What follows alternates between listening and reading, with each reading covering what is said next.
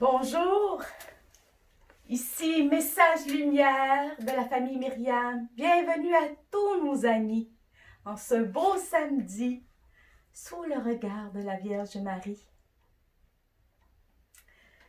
La liturgie aujourd'hui nous propose un évangile qu'on pourrait dire étrange. Jésus entre dans une maison où de nouveau la foule se rassemble, si bien qu'il n'était même pas possible de manger. Sa famille, l'apprenant, vint pour se saisir de lui, car ils affirmaient « Il a perdu la tête ». Pauvre Jésus, parfois il se fait traiter d'ivrogne, parfois de glouton, parfois de Béelzéboul. Ici, il se fait traiter de fou. Ça nous encourage parce que parfois dans nos vies, on peut être, nous aussi, victimes de médisance et de calomnie. Jésus n'est pas étranger à ce qu'on vit. Puis, ça peut arriver dans nos vies, dans la vie de ceux qu'on aime, des maladies psychologiques ou psychiatriques. Jésus n'est pas loin de nous. Il est tout près de nous. Il est avec nous.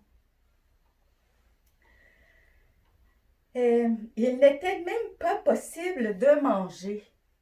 J'ai réfléchi et j'ai demandé à Jésus pourquoi c'était pas possible de manger. Hein? Et il aurait pu me répondre. L'homme ne se nourrira pas seulement de pain, mais de toute parole qui sort de la bouche de Dieu. Jésus, le Verbe du Père, est notre nourriture et il nourrit ses frères par la prédication. C'est peut-être pour ça qu'ils n'avaient pas besoin de manger. Jésus aurait pu répondre aussi, « Ma nourriture est de faire la volonté de mon Père qui est aux cieux. » Puis c'est vrai, la volonté de Jésus, il trouve son accomplissement dans la volonté du Père, qui est de proclamer la bonne nouvelle du royaume. C'est vrai. Ça me fait penser à un petit truc que notre mère fondatrice nous a laissé. 3 hauts. Le haut de l'oraison, le haut du oui d'amour, le haut de l'offrande. Le haut de l'oraison, c'est mon lien avec la parole de Dieu. C'est mon lien avec le Verbe du Père. C'est mon lien avec Jésus. C'est la prière. Oraison.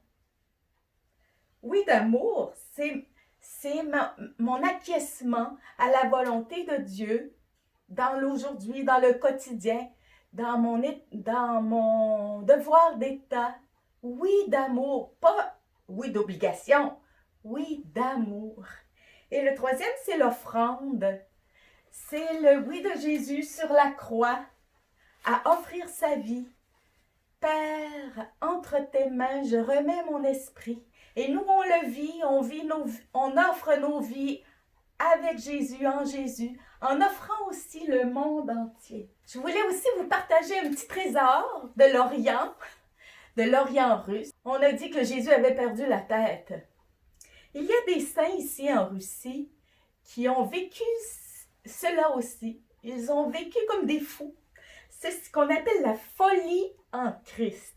Ça ressemble un petit peu dans les comportements aux prophètes de l'Ancien Testament. Au comportement des prophètes de l'Ancien Testament qui faisaient des choses étranges pour que les gens réfléchissent. Le terme de folie en Christ vient de Saint Paul. La folie de Dieu est plus sage que la sagesse des hommes. C'est dans la première épître aux Corinthiens. Le Yurodivy, c'est-à-dire l'idiot, est l'adaptation russe de la folie en Christ, une forme particulière du monachisme de l'orthodoxie. Le Yurodivy est celui qui agit délibérément, de manière folle au regard des hommes. Il mène une vie très pauvre, une vie errante sans domicile fixe, parle de manière énigmatique et semble agir de façon étrange. Les Yurodivés sont respectés et sont protégés par les tsars, de sorte que même Ivan le Terrible, qui était terrible en effet, avait un très grand respect pour le Yurodiv Basile de l'époque. L'un des exemples modernes les mieux connus dans l'Église orthodoxe russe, c'est celui de Ksenia de Saint-Pétersbourg au 18e siècle. Après la mort de son mari, elle n'a que 26 ans et pour expier la vie légère de ce dernier, Ksenia devient une folle en Christ. Elle abandonne tous ses biens et commence une vie de transgression sociale, toute pleine de Dieu. Elle s'habille avec les vêtements de son défunt mari et décide aussi de ne répondre plus qu'au nom de ce dernier. Je crois que le plus connu de ces folles en Christ, c'est Basile le Bienheureux, qui a donné son nom à la cathédrale Saint-Basile de Moscou, cette belle cathédrale. Cette église a été construite par Ivan le Terrible en l'honneur d'abord de la protection de la Vierge pour la victoire du tsar sur les Tatars à Kazan. Mais comme cette église abrite le tombeau de Saint-Basile, elle est maintenant connue, plus connue sous le nom de la basilique de Basile le Bienheureux.